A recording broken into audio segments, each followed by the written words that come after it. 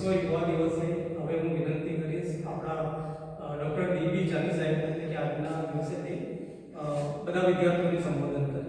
Shri dB ચાની સાહેબ.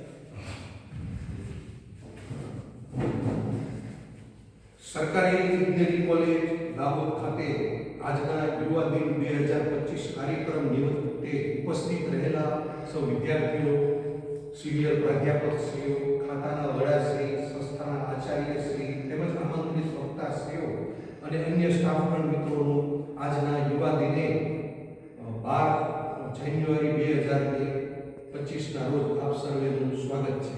આપ સૌ જાણો છો કે ભારત માતાના પનોતા પુત્ર સ્વામી વિવેકાનંદ, જેમનો જન્મ 1963માં કલકત્તા મુકામે થયો હતો અને તેમના પ્રવૃત્તિઓ, એમના લખાણ, એમના વક્તવ્યોના આધારે તેઓ અત્યારે ભારતના યુવા દિલોની ધડકન, યુવા દિલોની શાન, યુથ આઇકન તરીકે વિશ્વભરમાં પ્રખ્યાત છે.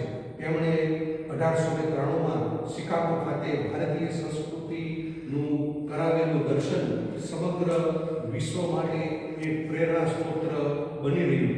એવા ભારતના યુવાનોના પ્રેરણારૂપ એવા સ્વામી વિવેકાનંદનો જન્મદિવસ 12મી જાન્યુઆરી આવતો હોવાથી તેમને સરકારશ્રી દ્વારા યુવા દિન તરીકે ઉજવવાનું નક્કી કર્યું છે.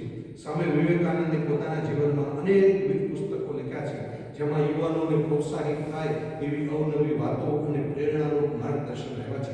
જેમાં એમનું એક જે સ્લોગન આપેલું છે, ઉઠો, જાગો અને ધ્યેય પ્રાપ્તિ સુધી મંડ્યા રહો, જેના દ્વારા જો વિદ્યાર્થીઓ પોતાના જીવનમાં આત્મસાત કરે તો આવનારા સમયમાં પોતાના ધ્યેયને નિશ્ચિતપણે પામી શકશે.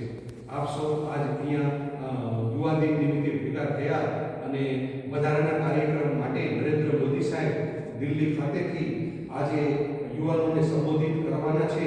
તો હવે આપણે મોદી સાહેબનું ભાષણ સાંભળશું. Thank you.